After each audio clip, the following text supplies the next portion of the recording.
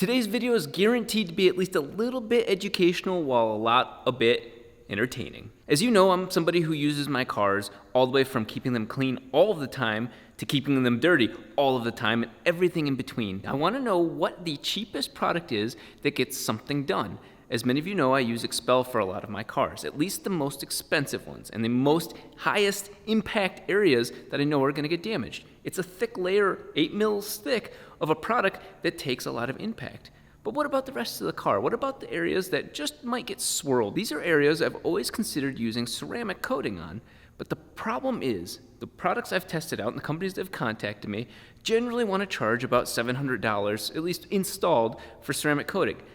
To be frank, ceramic coating is kind of like snake oil to me, that $700 and I can't even see the difference, I can't feel the difference. It sure as hell better work. I did use some of those products on my Lamborghini as a test in the engine bay, and I couldn't notice $700 worth of value. So is there a product that's budget-minded, but also offers what I think would be the protection of ceramic coating? The video you're about to watch is actually a little bit disjointed, and there's a very good reason why. You're gonna see some of the before and after of this. I will tell you right now that it works, and it works to the point that they reached out to me, and you get what you're gonna see now.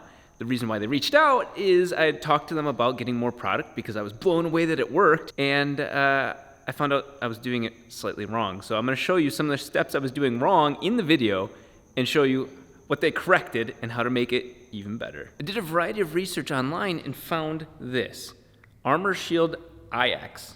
I don't know what IX stands for, but it's armor shielding nano ceramic coating. That's exactly the words I want to hear, and it's at the price I'm looking for. Between, well, $50 to $70 for a whole thing that can apply on the entire car. You have my interest. In this video, we're gonna go through three things. First, unboxing it and taking a look at the product. Second, seeing how to install it. And third, putting the product to the test. I installed all these LED lights so that way you would be able to see color-corrected, beautiful, high CRI lighting to show you paint imperfections. This car is gonna be one of the best tests for everybody, because even right there, I was doing damage to the paint. I'm hoping that the ceramic coating helps prevent this on softer paint. Let's see what's inside level number 2. Well, that's fancy. About 30 milliliters of fluid. It's got some nice weight to it, feels good. Instructions, which I'll need. Microfiber cloth, some gloves, some sort of like silky cloth. After reading their exact instructions, which is very important because I do not want to get roasted when I'm roasting a product, is pretty standard ceramic coating installation. Your goal is to strip all the wax, mung, all the debris, all the contaminants off the paint before you lock in a quality level of surface. Pretty straightforward there. Once we clean the area off all the way down to the paint, we're going to apply Armor Shield on one half and then just simple spray wax on the other half. Very first step is a wash.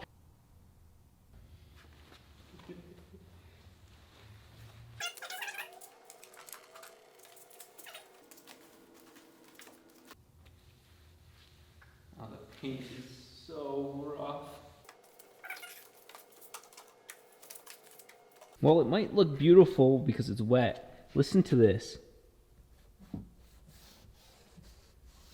You can see that the paint is still just horrifying. So for this step, I'm using the Adams polish, just basically a finishing polish.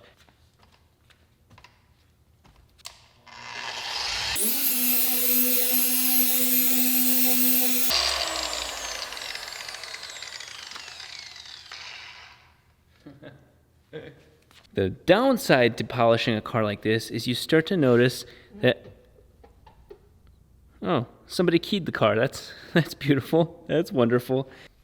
Dicks. Oh, I missed you. Regardless, your clear coat's kind of trash. Oh, she almost resembles a car. Huh. And there we have our test area, and you can start to see my reflection, which is something you've not seen in this car in a long time. I get 70%, I get 90%, but why 91%? This is what's sad about this paint, is it's so bad that even just rubbing this on here gently swirls the clear coats. This step of the process might reveal why I'm using this car even to begin with. Even that simple little bit of swiping the IPA on and the fibers in the towel were enough to swirl the clear coat on this paint. And that's what I want to test. I legitimately want to have a section with ceramic coating and then rub the dirt that's left in these other areas out on the spot and see if you can see the line as to where it was applied. That, to me, tells you whether or not ceramic coating is working properly. All right, I'm gonna follow their exact instructions so that way I can bitch if it doesn't work. I am a bit of an idiot. This is the mistake that I made that I was called out on by Avalon King.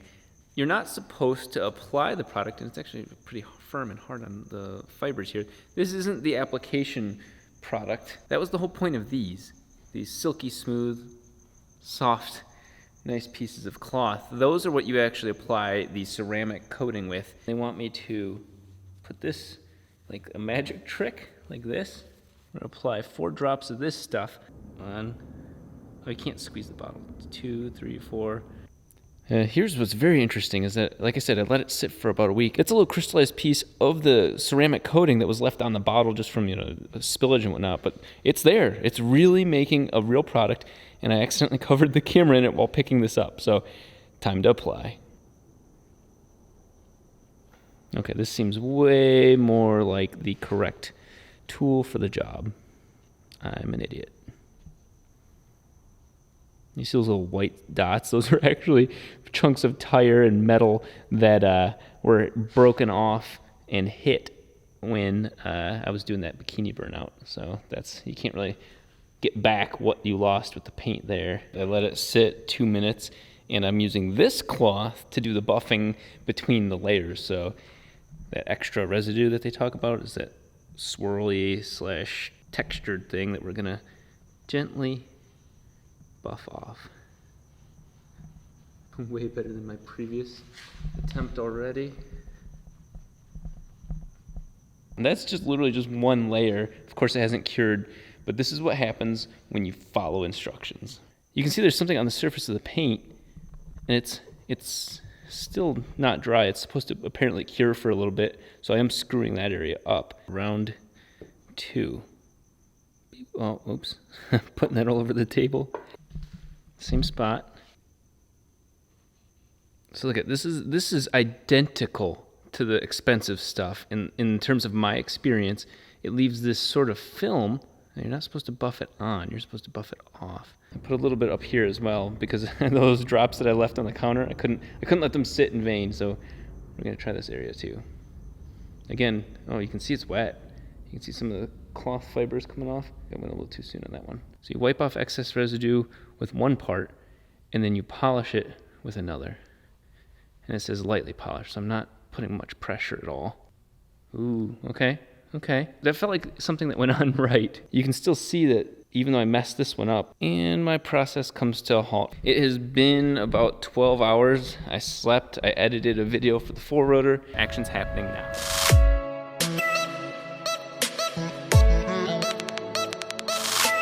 This is, again, very promising. You can very clearly see the outline of the area still, so it didn't disappear. This is the area that I did the worst. Where is it at? Oh, okay, it's easier to see on camera even. As you can see, the very first test I want to do is what happens when you touch it, and what you're seeing there is really just the nasty finger grease. Wiping it off leaves the whatever's on the surface of the paint. And it's definitely not rubbing off. That part's certain.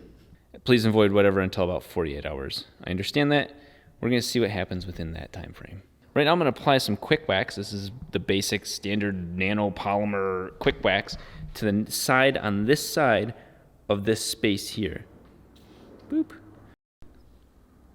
All right, to about that line right there. I can still see, even with that quick wax on there, which should be putting a layer of some sort of film on there, you can actually still see the difference between the ceramic and the quick wax.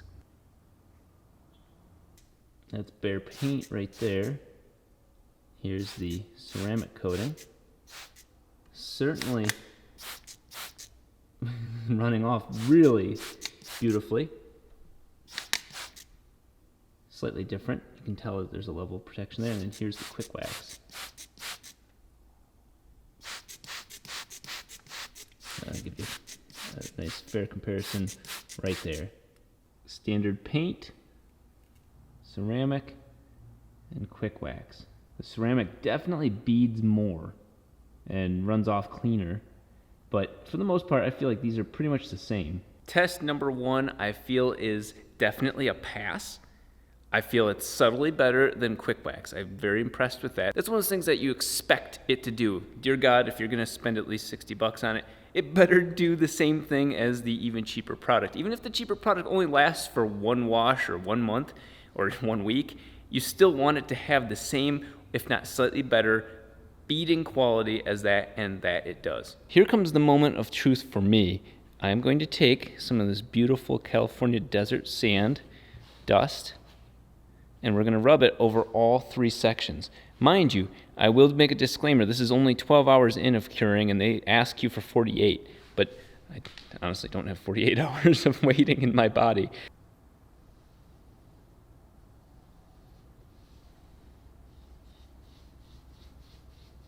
Grab my dirty rag, and we'll start from this side, just gently take all of this off.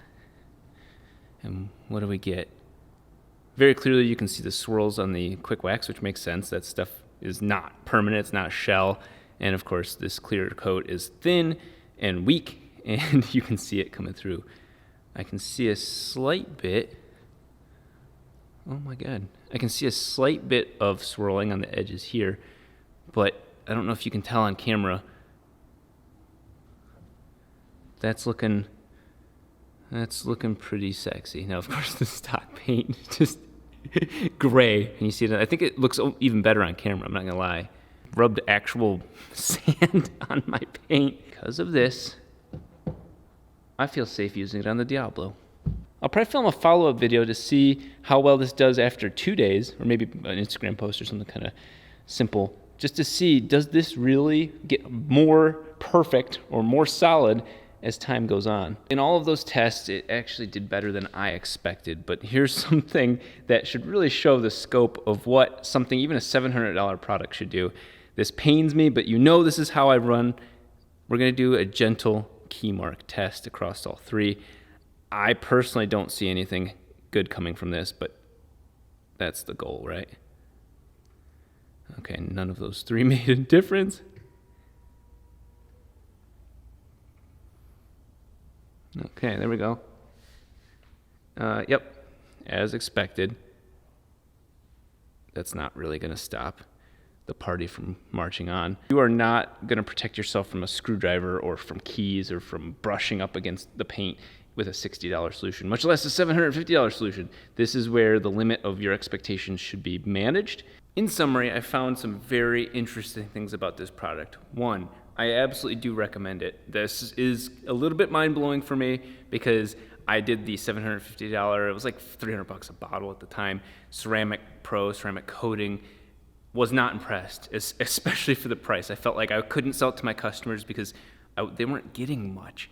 Now, at $60 a piece, I can see all of those same benefits, if not a little bit more. Maybe let's chalk it up to me installing it differently, whatever the case is, being patient, still even being a little bit impatient because it hasn't fully cured, but I can clearly measure the benefit of this. And compared to a spray wax, which I don't want to keep reapplying all the time, I would say that this is a success and it is worth it. It did pass the water repellent step. It was slightly, marginally better, but measurably better than Quick Wax. It also did way better on protecting the paint from actual rough interaction. Coarse sand, it's rough and it gets everywhere. Thanks, Anakin. But as expected, it did fail the knifing key test. That was just put in there to show you guys realistically what you should expect. If you're not familiar with paint protection type of solutions, Expel to do an entire car starts at $4,000 and goes up. Is it worth it? Hell yeah. But is this worth it? Absolutely. I'm gonna go ahead and let that sit, the 2 coats I put on there and gently polished off. I'm gonna let that sit overnight and probably for the next day or so. But what I'm going to do, this is unrelated to Avalon King. I genuinely love this product and I genuinely endorse it.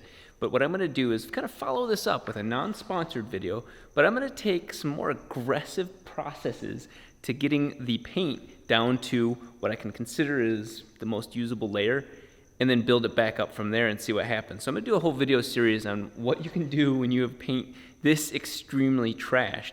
Especially being a black car, you really wanna know what can be recovered.